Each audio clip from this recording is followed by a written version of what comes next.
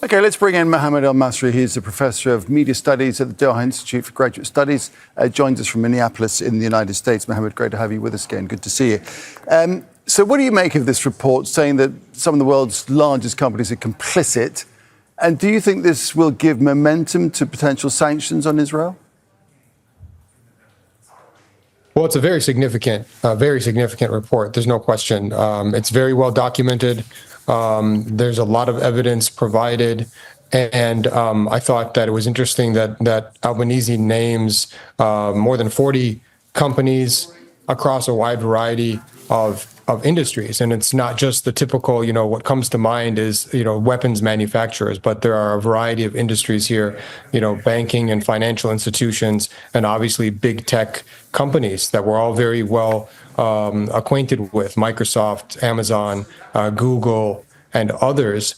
And these are companies that spend a lot of money on public relations, on managing their reputations. So they will not be happy, obviously, turning up in this report. So all of the legal accountability or potential legal accountability aside, this is going to be bad public relations for those companies, especially if they turn up on boycott lists, and some of them already are on boycott lists. And certainly that's the kind of pressure that can work and that has worked to at least some extent. All right, it can work.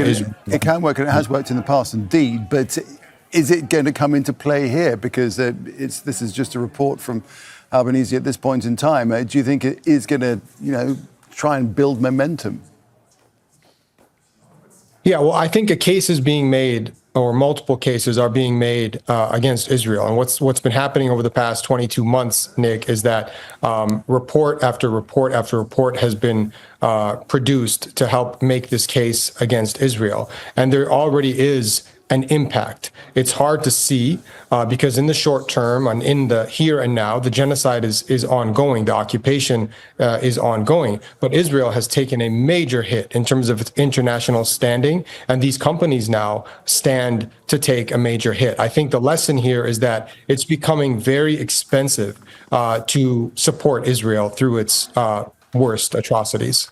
One thing that will certainly stop what we're seeing is a ceasefire. There's a lot of chatter about the potential of a deal that's now building momentum, but there are still fundamental obstacles on both sides, of course. Absolutely. Nick, you and I have spoken many times over the past year and a half plus about the potential for a ceasefire. And the main sticking point continues to be whether or not Israel will agree to a permanent end to the war. That's obviously Hamas's main position, and Israel wants to maintain the right to go back to war. So that's kind of a non-starter for Hamas and for the Palestinians. They want an end, a complete end, a permanent end to this nightmare. So it remains to be seen, but there may be an opportunity here because the Israeli parliament, the Knesset, is going to go into about a 3-month recess starting here in a few weeks. And it will be less politically costly for Benjamin Netanyahu to agree to a ceasefire during that time, because it's difficult to dissolve the parliament during that time. So I think there's potentially light at the end of the tunnel. I don't want to say I'm optimistic, but I think there's a chance. All right, Mohamad, we'll leave it there. Thanks very much indeed, Mohamad Elmasry. Talking to us there from Minneapolis in the United States. Thanks a lot.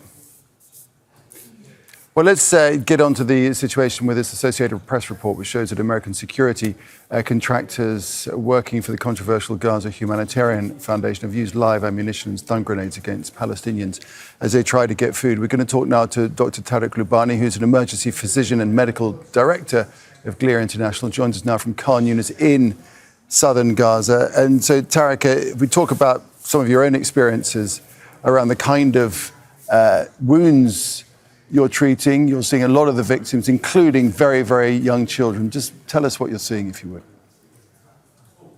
Yeah, I just came from a mass casualty incident in which literally hundreds of people came from one of these aid sites. Anytime the Palestinians try to approach aid or try to get aid, they are fired upon. There's no sense in which Palestinians are being allowed to access any of the necessities of life. Now, what kinds of injuries did I see? I don't even need to wonder what it's been like for the last week. I can tell you what happened today. There were patients who I saw with gunshots to the head, gunshots to the neck, gunshots to everywhere else. The gunshots to the head and neck are almost always targeted, shot by snipers. The gunshots to the other parts of the body tend to be when I ask the patients, because there was spread shot. Essentially, somebody pulled the trigger on a machine gun and just sprayed the entire crowd. Also, there are explosive injuries, lots of explosive injuries, in which either there's artillery shelling, direct artillery shelling. There wasn't in this particular mass casualty incident, or as in this exact mass casualty incident, there's the dropping of bombs from quadcopters. There is every manner of depravity that's involved in the GHF. The way in which they lure people in, the way in which, patients tell me, well, I have to go because I'm starving, because my kids are starved. And every single patient who I treat is skin and bones. I mean, it's stuff that I've only ever seen in textbooks when I was in medical school and on history channels when I was growing up. It's absolutely unbelievable and disgusting. Horrifying. And it's very evident to you, Tarek, that people are indeed being directly targeted, even by sniper fire. So snipers picking up people as they're going to get food and shooting them dead. There's every kind of attack here. Like, that's one of the things that makes GHF so hard to miss. As medical people, very often we're in situations in which we wonder, hey, what was the intent here? What exactly was happening? But in this specific case, it's obvious. For example, patients can sometimes be sitting there and doing nothing, waiting for the site to open, and then they get shot in the head. I've seen that numerous times. Patients can be lined up. Often they get lined up and brought into these very compressed spaces, and then they get fired on, just spread shot fire where somebody pulls the trigger on a machine gun.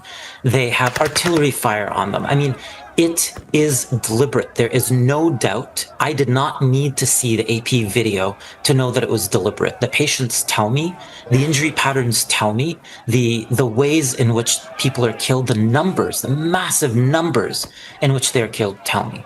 So there is no doubt on any front that the GHF is involved in this. And on top of that, you can look at the way in which they're speaking. The GHF is making these denials that are delusionally obscene.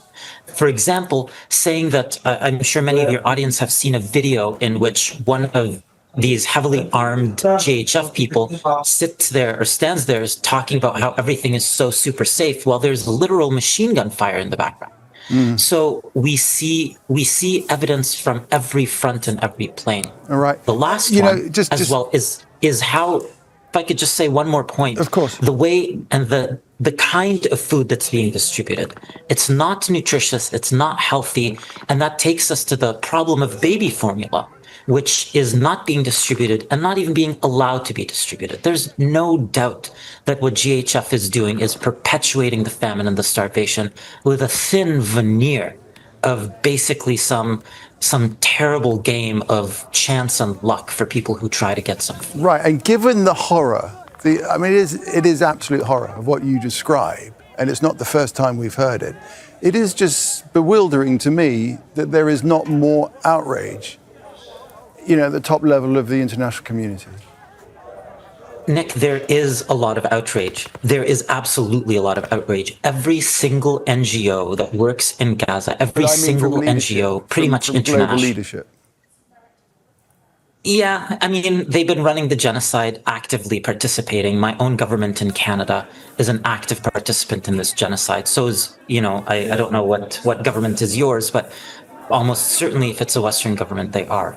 I think they're not outraged because they're active participants and they're happy with the thin veneer. And that leaves it to us, the NGOs, like our NGO, which signed on, Amnesty International, and many others, and to civil society to put a stop to this and to absolutely insist that it can't go on. Indeed. All right, Tarek, it's a grim testimony, but we thank you for bringing it to us here at Al Jazeera. Tarek Loubani speaking to us there from Gaza. Thank you. Make sure to subscribe to our channel to get the latest news from Al Jazeera.